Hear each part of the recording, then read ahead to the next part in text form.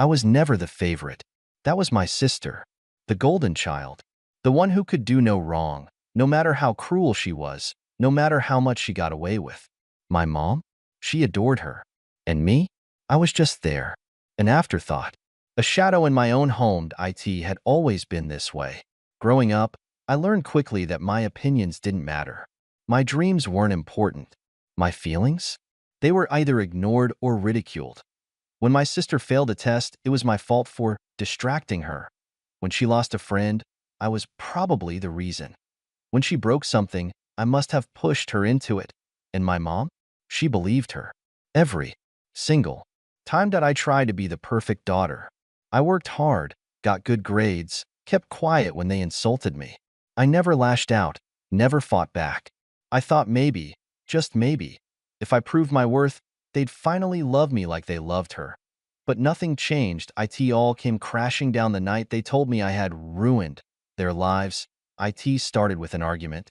Well, they were arguing. I was just standing there, letting them yell. My sister had flunked a class, and instead of taking responsibility, she blamed me again. I don't even know how. Maybe I stressed her out just by existing. "You've ruined our lives," she screamed that I barely had time to react before my mom echoed, "We'd be happier without you." That was it. The moment that broke me. I didn't cry. I didn't scream. I didn't beg for them to take it back. I just nodded. Then I turned around, walked to my room, grabbed a backpack, and packed whatever I could fit. They didn't stop me. They didn't even watch me leave. And just like that, I was gone. I stepped out into the night, the weight of my backpack pressing against my shoulders, but nothing compared to the heaviness in my chest. I walked without a destination, just putting distance between me and the house I had never truly called home. It was cold. I remember that vividly. The air bit at my skin, but I didn't shiver. I was numb. I had always thought that leaving would feel dramatic, like in the movies, maybe with tears streaming down my face or a last, lingering look at the home I was abandoning. But there was none of that, and no one ran after me. No one called my name. No one cared that I didn't know where to go. I had no plan, no safety net. My savings were laughable, just a couple $100s I had secretly stashed away from small tutoring gigs. But I knew one thing for sure: I would never go back. I found a cheap motel for the night, paying for a single room with shaky hands. I stared at the bed but couldn't bring myself to lie down. Instead, I sat at the small desk, the dim yellow light flickering above me, and tried to figure out what to do next. I didn't have a degree. I didn't have connections. I barely had money, but I had one advantage. I had spent my entire life being ignored, underestimated. No one had ever handed me anything. If I was going to make it, I'd have to build something from nothing. I started with what I knew: studying. It sounded ridiculous at the time, but I was good at it. I had spent years excelling in school, tutoring other kids, helping people understand complex subjects. Maybe, just maybe, I could turn that into something. The next day, I walked into a small cafe, ordered the cheapest coffee on the menu, and used their free Wi-Fi to apply for every online tutoring gig I could find. I set my rates low, just enough to get people to notice me. At first, it was barely enough to survive. I lived off instant noodles and dollar store groceries.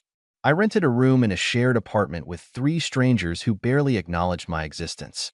But it was still better than where I had come from, because every day, I woke up knowing that no one would scream at me, and no one would blame me for their failures, and no one would tell me I was ruining their lives. And that was enough. The months passed. My tutoring gigs grew. 1 client turned into 3. 3 turned into 10.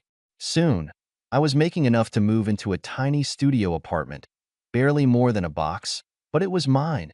And yet, through all of it, my family never called. Not once. Not on my birthday. Not on holidays. Not even to check if I was alive. It hurt, in the way old wounds do, deep, silent, lingering. But I told myself it was fine. If they didn't care, then neither did I. A year into my new life, things changed. That I had built up a reputation as a tutor, specializing in college entrance exams. I had students from all over the country reaching out to me, desperate for help, but I was still trading time for money, and I knew that wasn't sustainable. That's when I got an idea. What if I turned my lessons into something bigger? Something scalable? I spent months studying digital marketing, watching hours of free YouTube content, reading every article I could find. Then, I started creating my own online course. The ultimate SAT prep guide.it was a risk. I poured every spare dollar I had into designing the course, building a website, running ads. At first, sales trickled in. One here, two there. Then, something shifted. Word of mouth spread. Students started raving about my methods, sharing them online. And then, almost overnight, it exploded. I woke up one morning to see that my sales had tripled, then quadrupled. Within a few months, I was making more than I had ever thought possible. I moved into a sleek, high-rise apartment, the kind I used to dream about. I traveled, met people who actually respected me, built friendships that weren't based on obligation or blood. I had done it. I had built myself from nothing. And my family, they were nowhere to be found. Not a single message, not a single call. They didn't care about me. Until this morning, when my phone buzzed, I barely glanced at it. But then I saw the notifications. Mom's 6 missed calls. Sister 8 missed calls. I stared at the screen, heart pounding. After all this time? After they had made it so clear they never wanted me, I let out a slow breath. I had changed. I wasn't the weak, desperate girl they had pushed out of their lives. I wasn't their punching bag anymore. Whatever they wanted, it wasn't going to be an apology, and I had no intention of making it easy for them. I sat there, staring at the screen for what felt like hours, but in reality, it was only a few minutes. My mind raced. What could they possibly want after all this time? Mom had never once apologized for how she treated me. She had never admitted how she constantly chose my sister over me. And my sister? She hadn't even cared to notice I was gone until now. But now, after everything, they wanted me. I finally decided to pick up. It was almost surreal, hearing her voice after so long. "Hello?" I said, keeping my voice neutral. "Sweetie, please, we need to talk." Mom's voice trembled. "Sweetie? After everything?" She hadn't called me that in years. The fake tenderness stung. "What's going on?" I asked, not hiding my disbelief. There was a long pause. We've fallen on hard times," Mom continued, her voice cracking. "Your sister, she's been having trouble at school again, and with everything going on, we just don't have enough. We need your help." I bit my lip, feeling a strange mix of satisfaction and rage bubbling up inside me. This is why they were calling me now. What kind of help? I asked, keeping my tone calm. "We need money," she blurted out. "Your sister's tuition, it's due. And we have bills we can't pay. I know we've never been there for you. But, please, we're struggling. We need you to help us. We know it's a lot to ask, but, please, we've tried everything." I could hear her sniffle. Maybe it was genuine. Or maybe it was just guilt trying to worm its way back in. "Please," she repeated. "We need you back. We need your support." The words hung in the air. My support? The same support they had rejected for years. I closed my eyes for a moment, trying to control the rush of emotions threatening to choke me. How could they think this was okay? It was the first time in a long time that I felt something other than indifference. It was laughable. "You're serious?"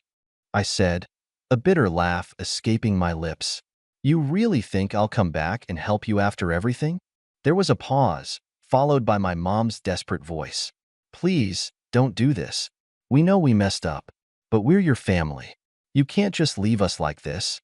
You never cared about me when I needed you." I shot back, my voice trembling with suppressed anger. "You were too busy with your golden child.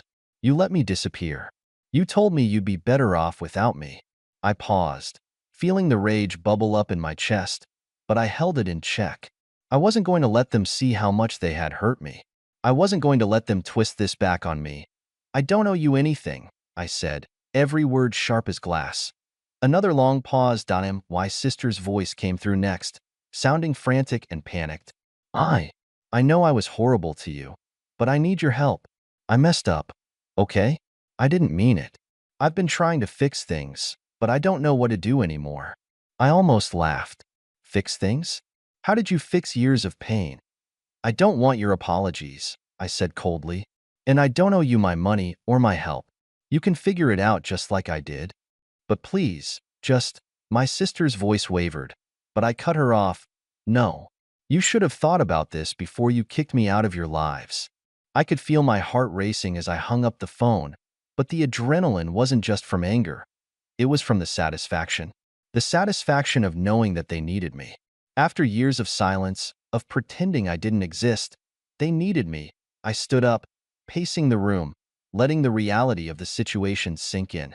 They weren't calling to apologize. They weren't calling because they missed me.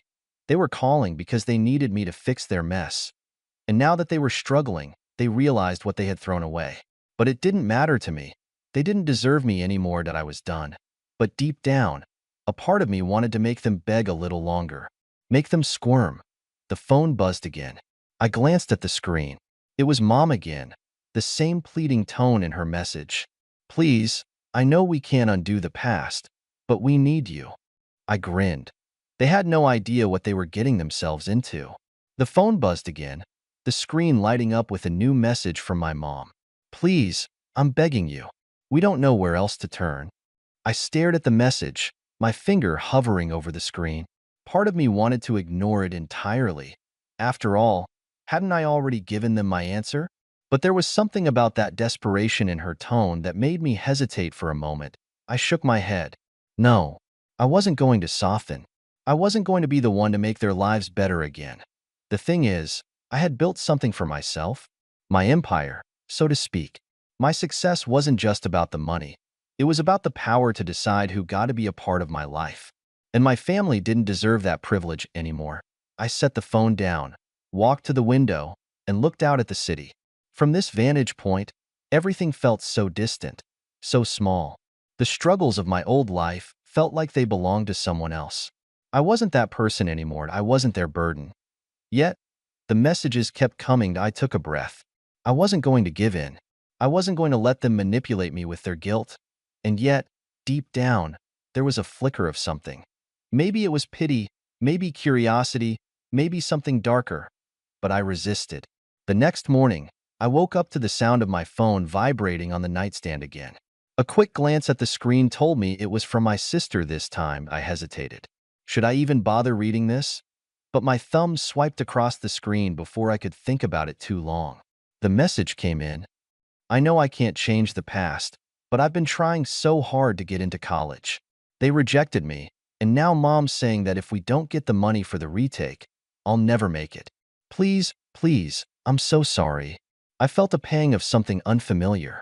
Not sympathy, not guilt, but something that made me pause. Was this genuine? Was this really my sister begging me, or was she just playing her part? I took a deep breath, my hand shaking as I typed my response. You never cared when I needed you. Why should I care now? I hit send, and the weight that settled in my chest felt heavier than I expected. There was a part of me that felt cold, detached, a protective armor I had built over the years. But another part of me, it wanted to believe her, but I couldn't. As the day went on, I continued working, but every time I glanced at my phone, there were more notifications, calls, texts, voicemails. They were relentless. I could feel their desperation creeping through the screen, through the words. They were starting to crumble under the weight of their own choices. But what did they expect from me? They had made their bed. They had chosen their path. Now it was time for them to face the consequences. But then, at 7 p.m., I saw something that made my heart skip a beat. A message from Mom. I need to talk to you. This isn't just about money. I know I messed up. We messed up. But I'm asking you, as a mother, to come home. I need you. We need you. Please don't leave us like this. I stared at the message, my thumb hovering over the keyboard. For a second, I actually considered calling her back. Maybe I could hear her out. Maybe I could find some way to make this work. But then I thought of everything they had put me through. The way they had treated me like I didn't matter. I wasn't just going to forget that. I wasn't their savior. With a deep exhale, I typed, "You had your chance. I'm done." I hit send, and something inside me cracked and I knew I had made the right choice. But at the same time, there was a lingering ache in my chest. Because deep down, I couldn't help but wonder, what if this was their last cry for help? What if they really were suffering? But in the end, I had learned one thing. I couldn't fix them. They were beyond saving, and if they wanted anything from me, it had to be on my terms. I set my phone down and tried to forget about them. But the next evening, as I was sitting in my living room, scrolling through my phone, I heard a knock at the door. A sharp, quick rap, followed by a pause. I looked up, a little confused. Who could that be? I stood up and walked over to the door, the hairs on the back of my neck standing on end. Something didn't feel right. Peering through the peephole, my stomach dropped. There they were, Mom, Dad, and my sister, standing on my doorstep, looking like they hadn't slept in days. Their faces were tired, drawn, and pale. But it wasn't just their appearance that made my pulse quicken. It was the fact that they had shown up here. Uninvited, I froze for a moment, unsure of what to do. Part of me wanted to ignore them, to turn around and walk away, pretending I hadn't seen them. But the rage I had been bottling up came surging forward. I wasn't about to let them invade my space. After everything they'd done, I opened the door, just enough to see them fully. My heart was hammering in my chest. "What are you doing here?" I asked, my voice low but shaking with anger. Mom stepped forward first, her eyes wide with desperation. "Please, please, just hear us out," she pleaded. Her voice trembling, I stared at her. The same woman who had told me she'd be better off without me, who had shoved me aside time and time again. And now she was standing on my doorstep, asking for help. "What the hell are you doing here?" I repeated, my tone rising. "You think just because you show up at my door, I'm going to take you back? You think I'm going to forget everything you've done?" Dad shifted uncomfortably behind Mom, but he didn't speak. My sister stood next to him, her eyes on the ground, avoiding my gaze. We're sorry," Mom said, her voice breaking. "We've been trying to reach you, but we know we've messed up. It's just so hard, and we don't know what else to do. You're the only one who can help us. The only one who can help you." I felt the anger rise up like a tidal wave. "You didn't need me before. Why now? You had years to fix this," I snapped. "Years. And you never once bothered to reach out, to make things right. Not when it mattered. And now you think you can just show up here and make everything okay?" They were silent for a moment, clearly taken aback by my coldness. Mom's eyes welled with tears, but I couldn't bring myself to care. "We've been struggling," she continued, her voice a desperate whisper. "We don't have money for rent. Your sister's future is slipping away. I don't know what else to do." "Don't tell me you don't know what else to do," I said, my voice shaking with fury now. "You had choices. You made choices, and I wasn't part of them. But now that everything's falling apart, suddenly you want me?" Mom took a step forward, her hand outstretched. "Please, just listen." I slammed the door in her face, the sound of it reverberating through the house. The noise echoed in my ears, and for a second, I felt a rush of power. I could finally control this situation. But as I stood there, my hand resting on the door handle, something gnawed at me. Something twisted in my gut wasn't guilt. It was something worse. It was the realization that they had come here, to me, because they had nowhere else to turn. And they had shown up, not because they wanted to fix our relationship, not because they were truly sorry, but because they needed me. And I hated it. They didn't deserve me. But the anger wasn't the only thing I felt. There was a part of me that wanted to hurt them, to let them see just how badly they had messed up, to make them feel the weight of their own actions. And the fact that they thought they could just show up on my doorstep, it made me angrier than anything else. I walked away from the door, leaving them standing on the other side. But they didn't leave. I could hear them talking outside. Mom was pleading. My sister was crying. Dad was trying to comfort them. I couldn't stand it anymore. The anger inside me was overwhelming, and I knew that if I didn't do something, I would regret it. So, I opened the door again. There they were, standing there, still waiting. The desperation was written all over their faces. Mom's eyes were red from crying.